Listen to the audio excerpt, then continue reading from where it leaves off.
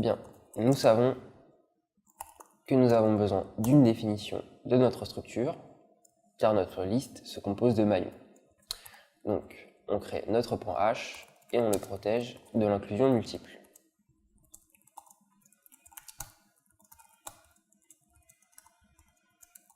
Bien. Petite particularité que j'apprécie ici, on crée un typedef sur la déclaration future, la définition future de notre liste. Ainsi, on peut toujours écrire struct slist. Disons qu'elle contiendra un char étoile str. Et comme j'en parlais plus tôt, une particularité, un pointeur sur une struct slist next. Vu que je l'ai typedefé un peu avant, ça me permet d'écrire ça ici. Bien. Passons désormais à la fonction main. On va avoir besoin de la définition de notre liste. Donc on inclut list.h.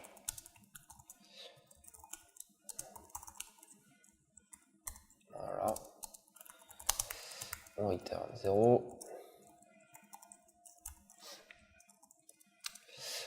Vu qu'on manipule une liste, on va créer un pointeur list sur notre type tList.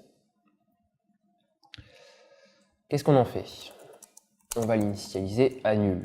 Donc, on a besoin de stdlib.h. Voilà. Je vais vous expliquer ça un peu plus tard. On va dire que list est égal à l'ajout d'un nouveau maillon à notre liste qui contiendra, par exemple, Toto.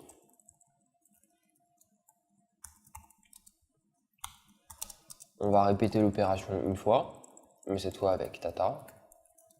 Et enfin, pour le fun, avec Tutu. Histoire de s'assurer que tout ça a bien marché, on va créer une fonction printList qui va simplement afficher le contenu de notre liste. On n'oublie pas de déclarer les prototypes. Donc, addLink nous renvoie un tList étoile. addLink prend en paramètre notre liste et un char étoile str qui va permettre de remplir les maillons qu'on va créer. Et enfin, printList qui se contente d'un tList étoile en paramètre. Voilà. Passons désormais à addLink. Que va faire addLink? Elle va travailler sur notre liste, donc on n'oublie toujours pas l'inclusion de notre fichier .h. Elle renvoie un tList étoile et prend en paramètre notre liste à laquelle ajouter notre maillon, donc tList étoile liste, et de quoi la remplir. Voilà. On va avoir besoin de malloc, donc on inclut stdlib.h. Voilà. On sait qu'on va créer un maillon à ajouter. Appelons tmp. On return. Bon, ça ne sert pas à grand chose puisqu'on va segfault. Donc, on va faire pointer tmp vers une zone valable en mémoire grâce à malloc. tmp est égal à malloc de sizeof, la taille de notre structure, tList. On peut utiliser l'alias non-sizeof. Si tmp n'est pas nul, ça veut dire que malloc a réussi. Donc, on peut manipuler notre maillon et le remplir. Donc, on va dire que la variable str contenue dans notre structure, qui est un pointeur sur char, vaut le str passant en paramètre. Et voilà la particularité. On va dire que tmp flèche next est égal à notre liste. Si tmp était nul, on renverrait nul, ce qui indiquerait une erreur. Bien. Qu'est-ce qui se passe si j'appelle pour la première fois cette fonction? Je vais créer tmp, je vais dire qu'il contient Toto, et que son flash next pointe sur list, sauf que list était égal à nul, donc il pointe sur nul. La deuxième fois, je renvoie list qui cette fois était égal à notre premier TMP. Je recrée un nouveau TMP qui contient Tata. Je dis que son next pointe sur list. List était égal à notre premier TMP, donc cela revient à faire ça. Lors de notre troisième appel, vous l'aurez compris, je remplis TMP avec tutu et je dis que son next pointe sur list qui était égal à notre second TMP. Écrivons désormais print list pour nous assurer que tout cela fonctionne. Donc, je vais juste avoir besoin de list.h. On ne renvoie rien. Voilà. Je prends en paramètre IntelliList étoile list.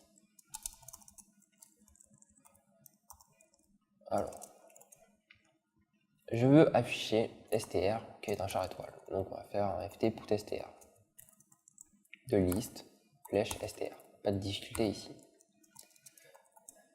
On sait que je vais devoir itérer sur tous les maillons.